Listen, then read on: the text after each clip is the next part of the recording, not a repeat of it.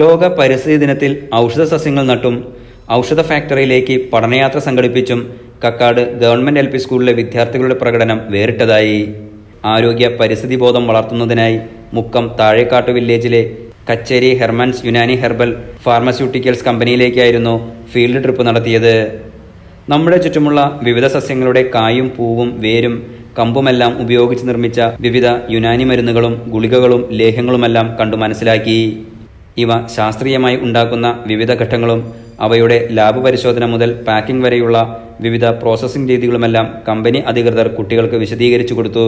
മനുഷ്യ ശരീരത്തിലെ വിവിധ അവയവങ്ങളുമായി ബന്ധപ്പെട്ട രോഗത്തിനുള്ള ചികിത്സ, പ്രകൃതിദത്ത ഉൽപ്പന്നങ്ങളിലൂടെ പാർശ്വഫലങ്ങളില്ലാതെ എങ്ങനെ ചികിത്സ നടത്താം, രോഗപ്രതിരോധ ശേഷി കൂട്ടാൻ ആവശ്യമായത്, ജീവിതശൈലി വൈകല്യങ്ങൾ, വിട്ടുമാറാത്ത രോഗങ്ങൾ തുടങ്ങിയവയ്ക്കെല്ലാം ആവശ്യമായ മരുന്നുകളാണ് ഇവിടെ ശാസ്ത്രീയമായി തയ്യാറാക്കുന്നത്.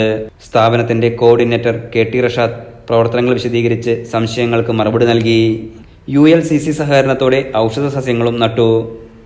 സ്കൂൾ പ്രധാനാധ്യാപിക Janis Joseph, PTA president KD Riyas, SMC vice chairman Muneer Paramal തുടങ്ങിയവർ നേതൃത്വം നൽകി. Enlight news Mukkam.